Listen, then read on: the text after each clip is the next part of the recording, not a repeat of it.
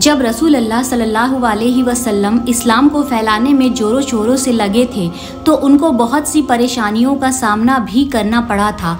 और जो लोग ईमान ले आए थे और जो इस काम में आपका साथ देते तो कुरैश के लोग उनको भी तकलीफ़ पहुंचाते। जब आपने देखा कि आपके साथियों को बहुत परेशानियां उठानी पड़ रही है और फ़िलहाल आप उनके लिए कुछ भी नहीं कर पा रहे हैं तो आपने उनसे फरमाया कि तुम लोग हबशा की ओर चले जाओ, वहाँ का बादशाह किसी पर जुल्म नहीं करता और वो सरजमीन भी अच्छी है। वहाँ उस समय तक रहो जब तक अल्लाह की तरफ से कोई रास्ता नहीं निकल जाता।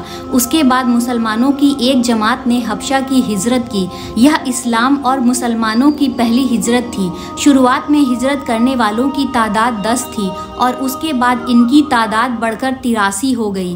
कुरैश ने जब ये देखा कि मुसलमान हबशा पहुंच गए और वहां अमनो सुकून के साथ अपना दिन गुजार रहे हैं तो उन्होंने अब्दुल्ला बिन रबिया और अम्र बिन आस को हबशा भेजा और उनके पास वहां के बादशाह नज्जाशी के लिए कीमती तोहफे भी भेजे ताकि वह कुरैश वालों के लिए अपनी नरम दिली दिखा सके। बादशाह के दरबार में जब कुरैश के लोगों ने अपनी बात रखी और कहा कि आपके मुल्क में हमारे यहाँ के कुछ बेवकूफ़ व पागल लोगों ने पनाह ली है, उन लोगों ने अपना दीन धर्म छोड़ दिया है और उन्होंने आपका दीन भी कबूल नहीं किया है, बल्कि उन्होंने अपना एक अलग ही दीन धर्म बना लिया है जिसे ना आप जानते हैं और ना हम।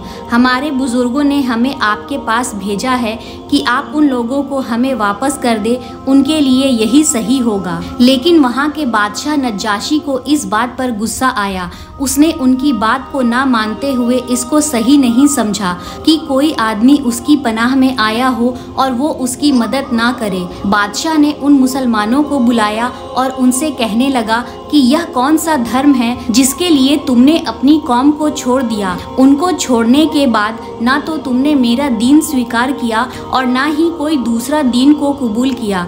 तो उन मुसलमानों में आप सल्लल्लाहु अलैहि वसल्लम के चचाजाद भाई जाफ़र बिन अबू तालिब खड़े हुए और कहा कि ए बादशाह, हम एक जाहिलियत वाली कौम थे, बुतों की पूजा करते थे, मुर्दार खाते थे, हर तरह के गुनाह में मुब्तिला थे। हम में जो ताकतवर होता था वो कमज़ोर पर जुल्म करता था। हम इसी हालत में अपनी ज़िंदगी गुजार रहे थे कि अल्लाह ने हमारी तरफ एक रसूल भेजा।